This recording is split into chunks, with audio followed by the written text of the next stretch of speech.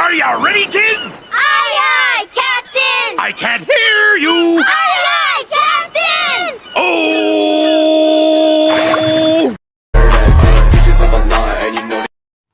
Assalamualaikum warahmatullahi wabarakatuh. Kami dari kelompok 9 akan mempresentasikan hasil makalah kami dengan materi yang berjudul pendekatan pembelajaran. Nah, yang pertama ada pendekatan strategi dan metode pembelajaran. Pendekatan pembelajaran merupakan seperangkat wawasan yang secara sistematis digunakan sebagai landasan berpikir dalam menentukan strategi, metode, dan teknik atau prosedur dalam mencapai target atau hasil tertentu sesuai dengan tujuan yang telah ditetapkan. Pendekatan juga dapat diartikan sebagai suatu perspektif atau cara pandang seseorang dalam menyikapi sesuatu. Selanjutnya, strategi dan metode pembelajaran. Strategi dapat diartikan sebagai perencanaan yang berisi tentang rangkaian kegiatan tertentu, kemudian didesain untuk mencapai tujuan pembelajaran. Metode pembelajaran yaitu suatu cara yang dipergunakan untuk mencapai tujuan pembelajaran yang telah ditetapkan. Jadi, metode merupakan hal yang tidak terpisahkan dari kegiatan belajar mengajar, dan metode juga merupakan suatu cara untuk mencapai tujuan pembelajaran. Yang kedua ada jenis-jenis metode pembelajaran dan penerapannya. Saiful Sagala 2006 mengemukakan sejumlah metode mengajar yang mungkin dapat dilakukan oleh guru. Ada 10 metode. Yang pertama, metode ceramah, yaitu bentuk interaksi melalui penerangan dan penuturan lisan dari guru kepada peserta didik. Jadi, guru itu menerangkan materi pembelajarannya itu kepada peserta didik dengan cara berceramah. Yang kedua, metode tanya jawab atau respon, yaitu menyampaikan pembelajaran dengan cara guru mengajukan pertanyaan dan murid menjawab pertanyaan dari guru tersebut. Yang ketiga, metode diskusi, yaitu dapat diartikan sebagai jalan untuk memecahkan suatu permasalahan yang memerlukan beberapa jawaban alternatif yang dapat mendekati kebenaran dalam proses pembelajaran.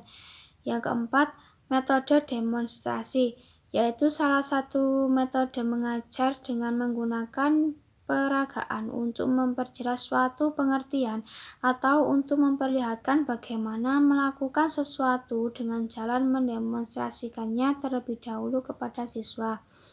Yang kelima, metode sosiodrama, yaitu salah satu bentuk metode belajar mengajar dengan jalan mendramakan atau merencanakan sejumlah aksi. Yang keenam, metode karya wisata, yaitu suatu cara pengajaran yang dilaksanakan dengan jalan mengajak anak-anak didik keluar kelas untuk dapat memperlihatkan hal-hal atau peristiwa yang ada hubungannya dengan pelajaran.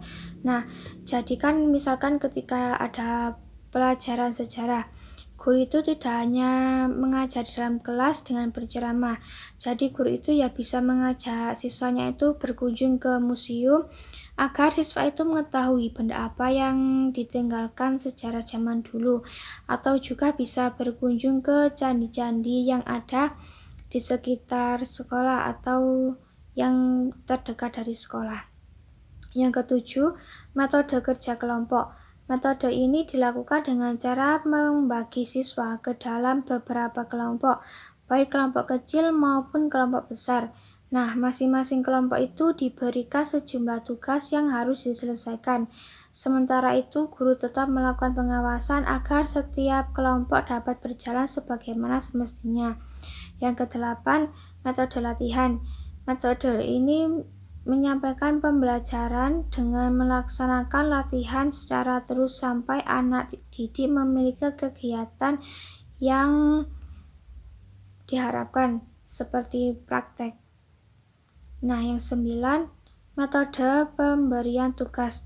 Guru memberikan tugas kepada murid-muridnya untuk mempelajari sesuatu, kemudian mempertanggungjawabkannya. Jadi, guru itu kan memberikan tugas, nah siswa itu kan menjawab pertanyaannya. Lah, mengapa siswa itu menjawabnya seperti itu? Jadi, mereka itu harus mempertanggungjawabkan jawabannya tersebut. Yang terakhir, metode eksperimen.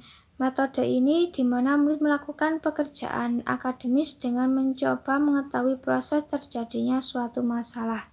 Jadi itu mengamati proses terjadinya masalah itu seperti apa. Selanjutnya akan dijelaskan oleh Mbak Winda. Selanjutnya yaitu pengorganisasian dalam pembelajaran. Pengorganisasian pembelajaran memiliki peranan penting dalam kegiatan pembelajaran, khususnya dalam menyusun skema tahapan kegiatan atau alur kegiatan dalam pembelajaran.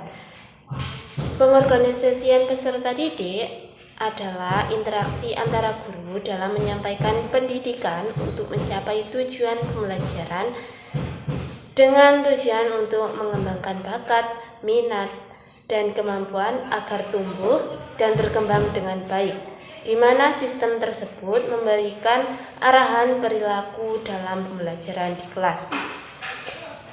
Selanjutnya yaitu quantum teaching.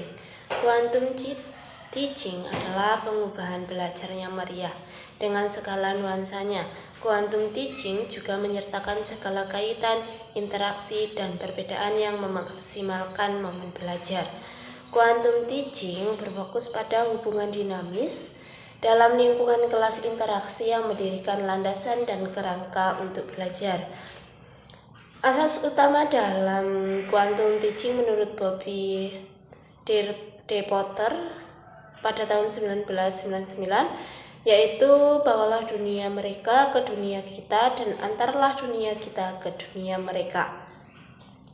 Model pembelajaran ini menekankan kegiatan pada pengembangan potensi manusia secara optimal melalui cara-cara yang sangat manusiawi, yaitu mudah, menyenangkan, dan memberdayakan. Setiap anggota komunitas belajar dikondisikan untuk saling mempercayai dan saling mendukung. Siswa dan guru bekerja sama sebagai pemain tim guna mencapai kesuksesan bersama. Selanjutnya yaitu pendekatan multiple intelligence. Pendekatan multiple intelligence merupakan jenis pendekatan yang berpusat pada peserta didik, di mana pembelajaran disajikan dengan mempertimbangkan jenis kecerdasan dominan yang dimiliki peserta didik sehingga memudahkan peserta didik dalam menerima materi pembelajarannya. Dalam teori multiple intelligence menyebutkan terdapat 8 kecerdasan sebagai yang dimiliki oleh manusia. Yang pertama yaitu kecerdasan linguistik verbal, yaitu kecerdasan bahasa. Yang kedua yaitu kecerdasan logis matematis, yaitu kecerdasan untuk mengolah angka. Yang ketiga yaitu kecerdasan visual spasial, yaitu kepekaan melihat gambar dan ruang secara akurat. Yang keempat yaitu kecerdasan jasmaniah kinestetik, yaitu kemampuan seseorang dalam menguasai tubuhnya, yaitu seperti gerak. Yang kelima yaitu kecerdasan musikal berirama, kecerdasan yang berkaitan dengan musik. Yang keenam yaitu kecerdasan interpersonal, yaitu kemampuan mempengaruhi, meyakinkan, dan menyemangati orang lain. Yang ketujuh yaitu kecerdasan intrapersonal. Kecerdasan ini yaitu kemampuan memahami perasaan sendiri, pengetahuan tentang kekuatan dan kelemahan pada diri kita. Yang kedelapan yaitu kecerdasan naturalistik, yaitu kepekaan seseorang terhadap alam, tumbuhan, dan hewan, dan sebagainya. Sekian presentasi dari kelompok 9. Apabila ada salah kata, penulisan, ataupun sebagainya, kami mohon maaf yang sebesar-besarnya. Assalamualaikum warahmatullahi wabarakatuh.